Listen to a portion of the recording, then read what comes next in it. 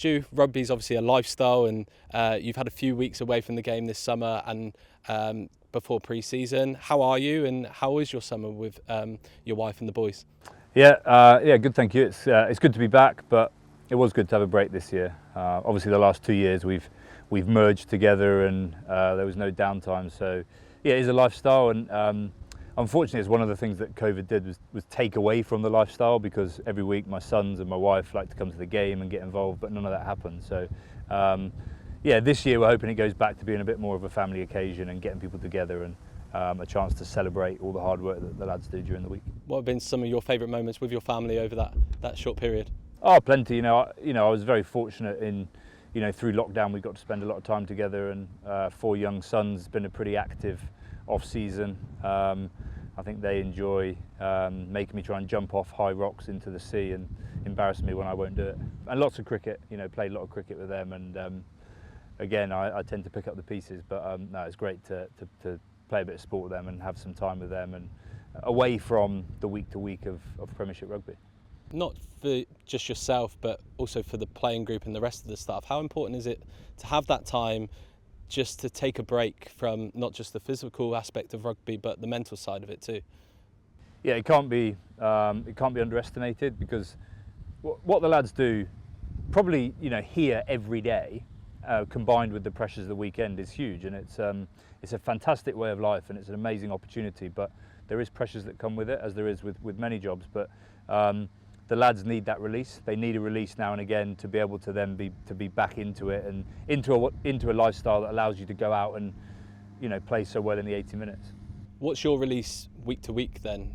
Because obviously your job is very full on planning and organising for each match day. What do you do to kind of in your downtime? Well, I think the first thing is like the staff and the whole building of the squad. And when I say that, I mean the players and the club and the staff that work within the rugby department, is building a system that allows me and other people to have some headspace and to look up, because what you talk about is the week to week, and we know that come the start of the Premiership on September the 18th, there's a game then pretty much every weekend, albeit a couple of bye weekends, all the way through to the back end of June. So if you don't look up, you can miss things. So the system we've built and the way we are building it is to allow me to look up. And so some of the guys, it's a job whereby you have to give each other some slack. You have to give each other an afternoon here or there, or a day here or there, to actually go away and to. It's not just about rest. Of course, it's about rest, but by moving away from something, sometimes you get a different perspective, and when you come back, you look at it slightly differently. And that's important for coaches, for physios, for S&C staff, and obviously for players. And yeah, so for me, week to week, I do get a bit of that time, and again, be with the family or take the dog for a walk. I suppose at the back end of last season, you had that chance to review and have that fresh approach as a group of coaches. What did you learn from your review?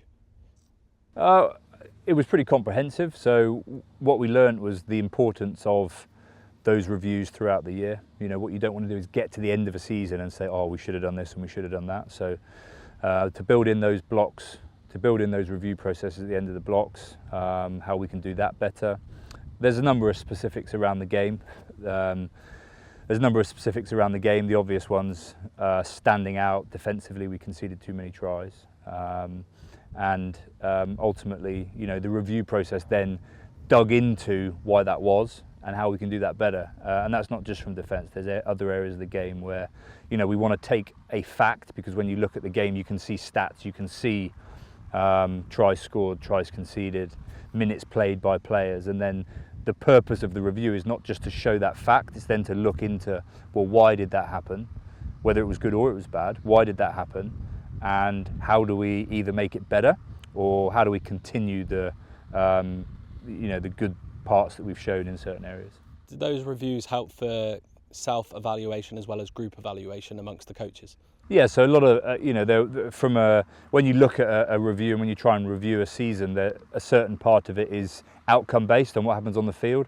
A certain part of it is based on evidence that's collected, so that could be data from questionnaires or interviews with the players as they leave at the end of the season, and find that information very rich, very personal feedback for coaches, staff and players, It's a really powerful way to develop and to get better. That peer-to-peer feedback is something that we're big on and try to encourage. Yeah, how much do the players drive that feedback for the coaches, and how much is your game based around that player feedback? Look, we have a system whereby the players are part of the system. They're the ones who go and play the game. We need to grow the game and develop our style together. We're not a system whereby we say you have to do this and you do it. I don't believe that's the way to get the best out of people individually or as a group. So we spend time developing a system and a game together so that the players can go and perform it and feel and actually own the game, allowing them to make good decisions on the field.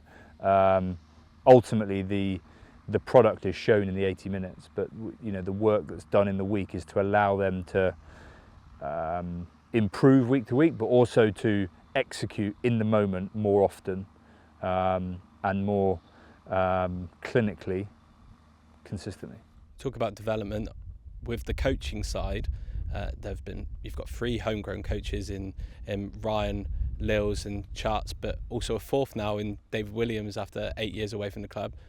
How important is it to have a connected group and a connected collective, shall we say, of coaches going into that new season? It's huge. I think it's massive. It goes beyond the coaches as well, because the coaches you talk about they lead the on-field delivery of our rugby programme. But beyond that, there's obviously the logistical side of things. There's the equipment side of things. There's the medical, the S&C, the nutrition, and that team that allows the team to go and play is so crucial. And whenever as a player, you understand about team building and making the team tight and bringing a togetherness so that group will really work for each other. Well, it's exactly the same for the off-field staff and the team, because the hours that they have to put in and the work they have to put in, you want to feel valued and you want to feel part of something.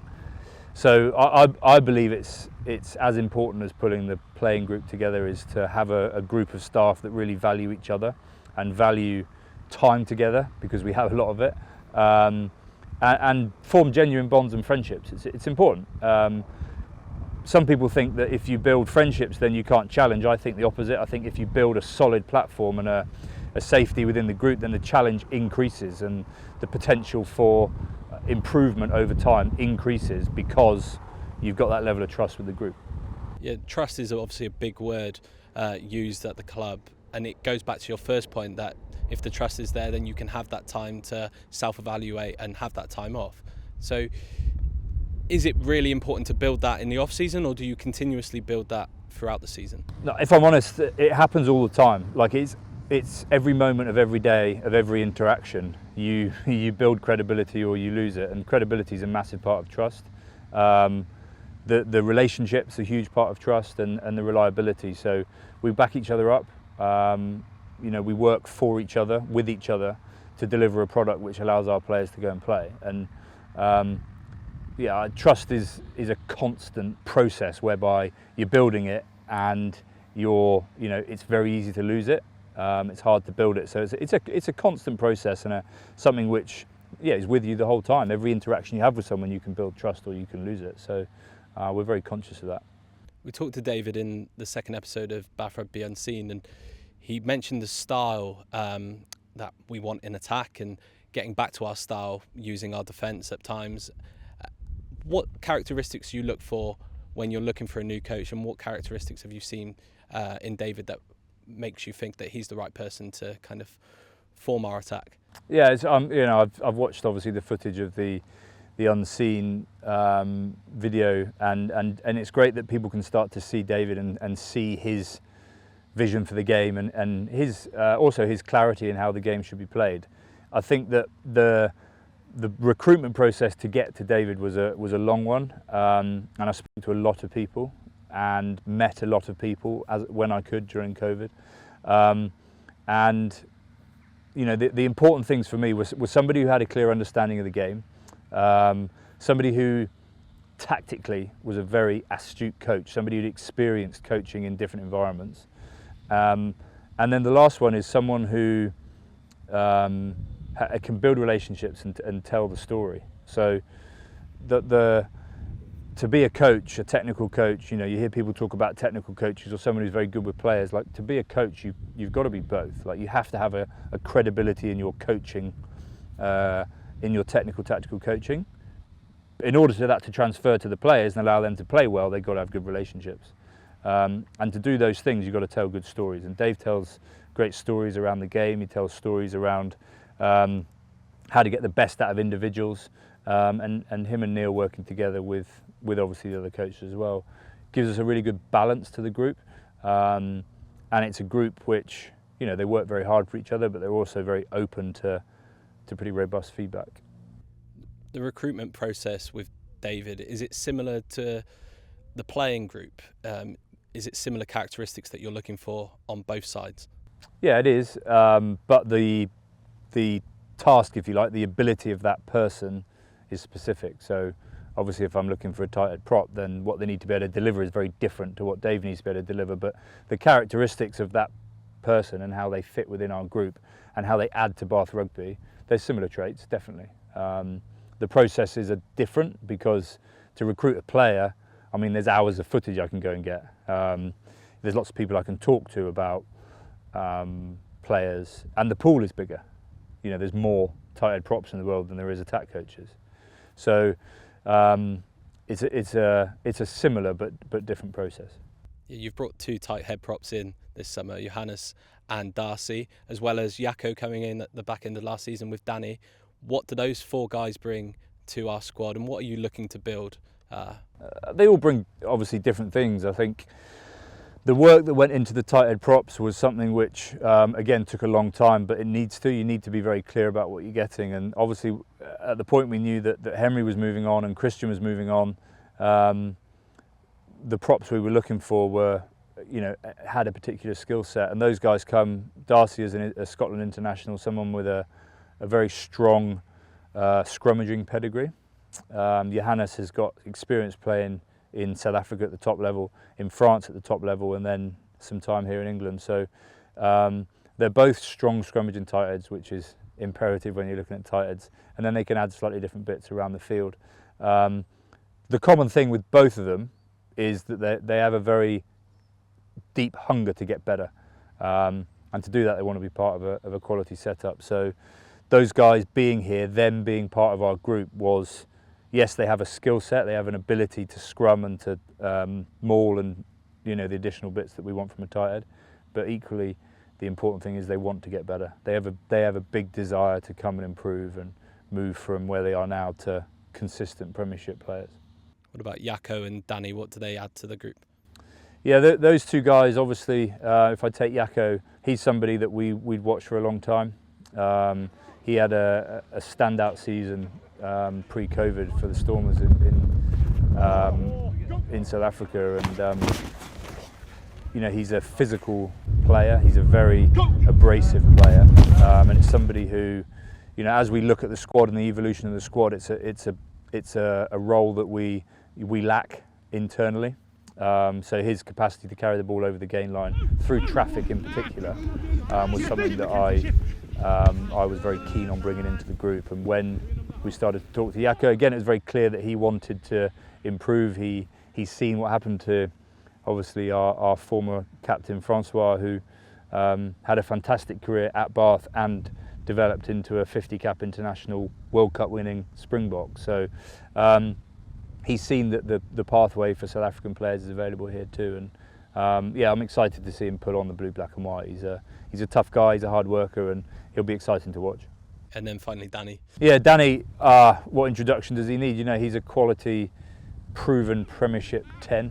When I look at our squad and we look at how we're developing and what we're growing, to have that person in this year is crucial. To have someone who can pull the strings. His attacking prowess speaks for itself. He's got the ability to open up defences, kick off both feet. A lot of Premiership minutes under his belt. And he's excited to be here. He's really keen to get on the field and start pulling the strings, and he's training very well at the moment, so I look forward to seeing him when he gets his first chance. There's a number of young players who look up to him and experienced players who look to him for help and guidance, and he's more than willing to give it. He's at a stage of his career where he sees his performance, if you like, as part of his performance being giving back to some of these guys and helping them develop into world-class performers as he is. It's very interesting because he does that with maintaining incredible standards for himself to be able to perform and get to that top level and win the Premiership. So that's what he wants to do, and you know, we're delighted that he's part of the Bath squad to do that. When I first met Danny, I met him at my house and we had a conversation. Like, he's committed, and you know, I want him to be part of what we're doing, and so far, you know, he's just shown me that that's what he wants as well. So I'm very, very pleased with him and where he's at right now. And you've got a lot of other players that want to be here and want to play for Bath Shirt. 3 academy graduates this season. Let's talk a little bit about those. Arthur Caldwell made his debut last season. Will Butt went out on loan to Coventry, played really well, and Kieran's taken a different path, having that loan spell. What do those 3 bring to the squad this season? Yeah, so the academy graduates this year, the 3 that you mentioned, have you know, they're very much a living part of how we're developing this squad. So they've been rewarded for the work they've done and the performances they've put in, whether that be for a loan club like Butty went to Coventry and put in some fantastic performances. Arthur playing for us up at Newcastle away, I remember his debut. Like, these guys have grafted in the weeks here at Farley, gone on loan, played a bit of first team, and now they've got the opportunity to really step up and be part of the senior squad. And they can all make an impression at first team level this year.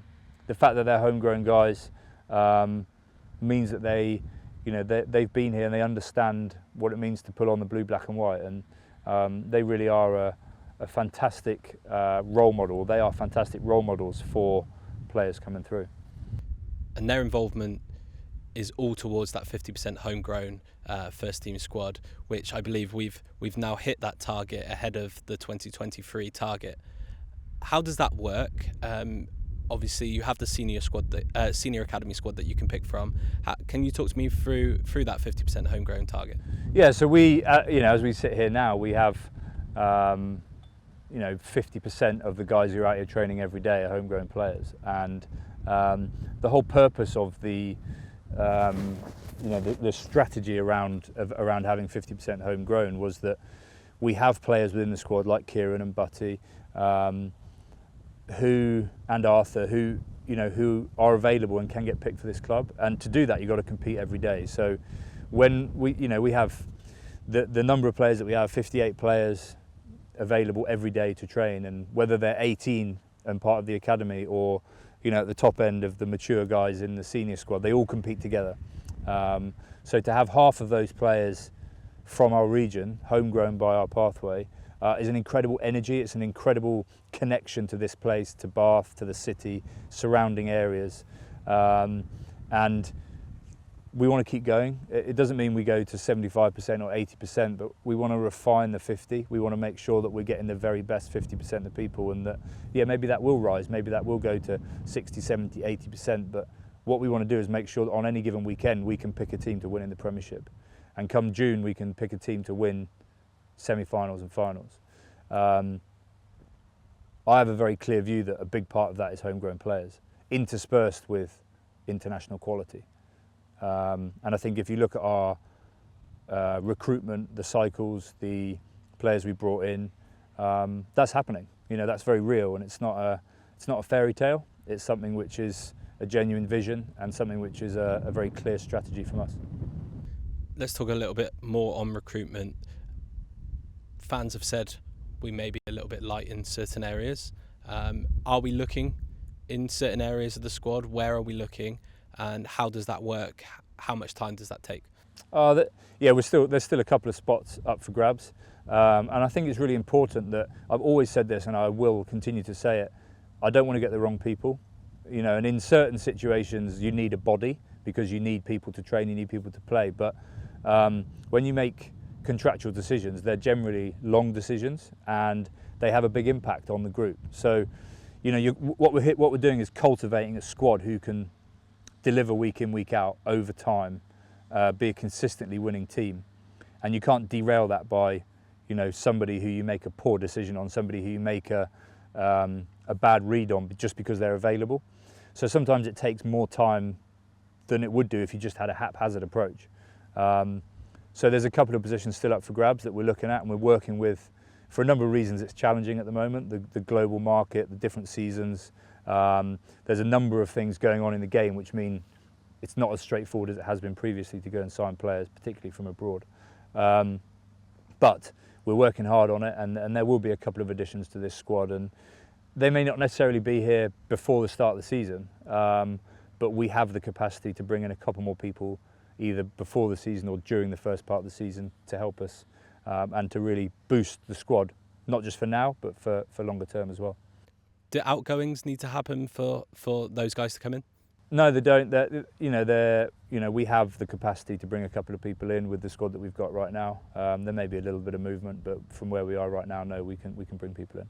One player that did leave in the off-season was Alex Gray. Talk me through that decision, and how great was he to have around for the last couple of months of that last season? Yeah, it was good to have Alex around, and he obviously got a couple of first-team appearances, which was good. The reality of the situation is that we have some players here who we know can play in that position and play well. So our squad in that area was strong, and Alex was fantastic. But the reality is there wasn't a position for him going into this season. So I wish him all the best with what he's doing. But for us now, we're very happy with our back three players. Josh Masavesi sadly leaving the club and exploring another opportunity. Talk me through that decision. How do you go about allowing a player in contract to go and explore that opportunity? I've always been very open about this with the players, and I care for the guys very deeply, and I obviously care for the club. So there's always a position where the club has to come first. Like the development of this squad, the capacity to compete has to come first. But the situation with Josh was very simple. He came to speak to me, and he'd been offered an opportunity to go elsewhere, which was a very good one for him and his family at this time of his career. And then the conversation flows from there, and it's between me and him. It's very open, and he was in a position where he desperately wanted to take the opportunity, and that doesn't say anything. It's not because he doesn't like it here or we didn't want him here, but you have to understand that there's sometimes a bigger reason behind people leaving, and that's something which obviously we talk about, but I'm very comfortable with the conversations that we've had, and he goes with our blessing. He's been a top player for us, but the game moves on, and we've got some fantastic players in that position in Max and Will and Max, and a number of people who we can play and excel in that position. So that Josh goes with our blessing and onto a fantastic opportunity, as I said, for him and his family. And a prerequisite to being a Bath player is that you have to want to be here.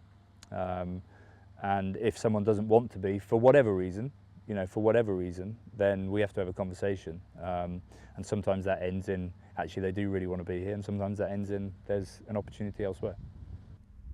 Josh's news was in the newspapers a week before it was announced. Talk me through the frustration in that, and obviously other rumours that come about. Is there always a little bit of accuracy in them, or is sometimes just paper talk?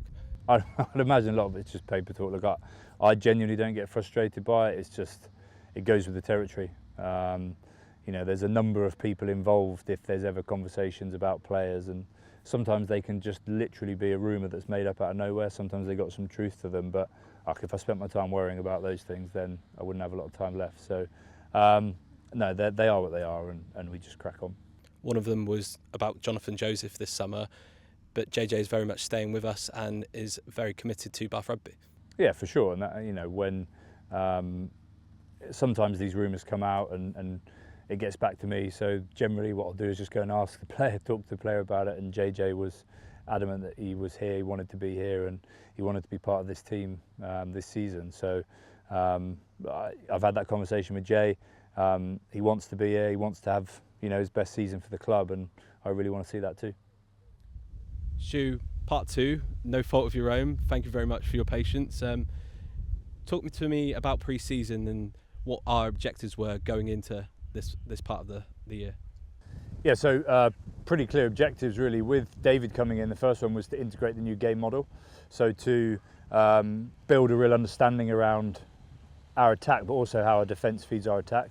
So there's been a lot of work in front of the screen, learning, understanding how we're going to play the game, understanding our style. And as we approach the end of pre-season, you know, we've got through the majority of what we wanted to get through, albeit a few disruptions from isolations and what have you with COVID. But yeah, it's been a strong start from the players for sure. And they've all been receptive to it, as we've seen at Farley this pre-season. How important is it to have their buy-in from the off, and how much time does it take to instil that new style? Yeah, you know, the players, as we all know, are the ones that go on the field and play the game. So to try and sell something, if you like, without their input and without their understanding is futile. So a lot of the effort from David and from Neil and from the other coaches has been around obviously sharing that understanding of how we want to play the game. And you know, that does take time. That takes time on the field, reflecting on what you've done on the field with video, and really learning, like a really deep learning experience of how we want to play the game. Does that deep learning experience expand to the S&C and nutrition? We often talk about the coaches and the on-field stuff, but how important are your support staff as well? They're everything. Like you know, everybody in the whole club is working towards allowing the team to play a certain style and to gain success through playing that style. So we want everybody to be involved, and you know, obviously once COVID allows and we can get everybody back here to Farley and everybody in it, everybody feeling what it takes to produce a performance on the weekend that allows us to win, you know, the sooner we can get back to that, the better. We talked about adaptability quite a lot in our conversation, but COVID is something that we've really had to adapt to. Talk me through the challenges and that remain and that have gone before us. I think the big thing to highlight with regard to that is that the rest of the world, so outside of professional sport and outside of Farley in our instance, is opened up. You know, you can go to the pub, you can go to a restaurant, you don't have to wear your mask all the time. But we're still testing here. We're still testing all of our staff, all of our players. We still run a very rigorous protocols around COVID because we have to keep it out. You know, we don't want infection to spread. So you do have this situation where, you know, it's quite bizarre in that the rest of the world is very much opening up and getting back to normal in inverted commas. But here we're still having to be tight. We're still having to be strict. And yeah, that brings about a number of challenges for sure. One of those challenges is obviously the Munster postponement, or the cancellation, would you rather. But we still have one more pre-season friendly against Cardiff Rugby. How important will that be going into that Sale match, and how disappointing was it to lose a friendly match? Yeah, of course disappointing not to play Munster, but in the same breath it was absolutely the right decision. We made the decision not to go based on the number of people we had in isolation and the infection that we'd seen, meaning that playing a game, you know, we were down numbers to be able to play a game, and also travel was a big risk, which I wasn't willing to take for the squad. So ideally we would have played 2 pre-season games, but you know, we've lived in this world for long enough now to realise that we have to adapt, we have to move on, and we had an opportunity to play a bit internally. We'll do a bit more this week, and then yeah, we've got Cardiff as an opportunity to have a run out against live opposition next Friday. What will we look at for that friendly a week before the season? Is it very much all about us and implementing our style in that game as we move forward into the Premiership season? Yeah, absolutely. It's a test, if you like. It's a real test of, not of the players' capabilities, but of the areas within our model, within our style that we still need to work on, and areas that we need to develop. Like you don't get to week 1 of the Premiership and be perfect. You need to, you know, you need to continually adapt and grow during the year. So the pre-season game's an opportunity, physicality-wise, is an opportunity for the boys to have a hit out against opposition, to feel those bumps, to feel those bruises, and it's a chance for us to see what our game looks like against people that don't know what's coming. That first game of the season is just around the corner. The excitement's building from fans and here at Farley. How excited are you, and how excited are the players going into that Sale game? Yeah, there's a huge excitement for a number of reasons. Last season we didn't really have a break. The lads had a week or 2 off, and then they were back into it again with no crowds, no supporters. So to start the season, you know, with a big challenge up at Sale, but one where we'll be in front of supporters, it's hugely exciting, you know. And I think the downtime's been good, because you have a bit of downtime and you really miss it, and you're ready to get back to the buzz and the excitement of a game day. Reflecting back on the game at the AJ Bell last season, it was one of the most exciting ones that we had in the back end of last season. What were the emotions on that day, other than it being freezing cold? It was a cold day, wasn't it? I remember that. Yeah, look, Alex has put together a strong team up there. They're forging an identity, and they're a difficult team to beat. But I thought our guys, physically they were outstanding, and they worked so hard for each other. If you remember the tries we scored off pressurising them and making them make mistakes, it was a good day for us, and enjoyable trip back from Manchester, having got the points on the board up there. Going up there, first game of the season, it's obviously a long season. What will you guys as coaches be looking at in values of our performance? Is it very much winning that style game, as David alluded to in Unseen? Yeah, we have to go out and we have to take a step forward. We have to take a step forward with how we want to play the game. And we believe that brings us wins. So, ultimately we go into every game wanting to win, but how we develop and how we grow our style is important week to week. Talk about fans being back. It will be a week later before we have fans back at the Rec. Let's do a little bit of reflection to that Northampton game and having those 3,000 that were there. Talk to me about your emotions and how you felt hearing that crowd roar, especially when Bayliss went over, and then the moment at the end where your children rushed to the stairs to give you a hug at the end. You must have missed that feeling. Yeah, it's a huge part of it for me. Firstly, the supporters, like those 3,000 supporters, whoever you were, they sounded like 14,500. So we've set a strong standard, or you've set a strong standard there for when we get back to full capacity. The Rec comes alive. I've spoken about it before. The energy that the supporters give is immeasurable. It gives us so much. It gives the players so much. And on a personal level, to have the family there is, it's one of the biggest reasons I do what I do. And they've been at all of our games, when I was a player and when I've not been a player as well. So to have them there and to share the moments with them, and the moment we had on the field after the game with all the staff at the club, all the families, was something which, we want to replicate, but it was a moment in time which won't be forgotten.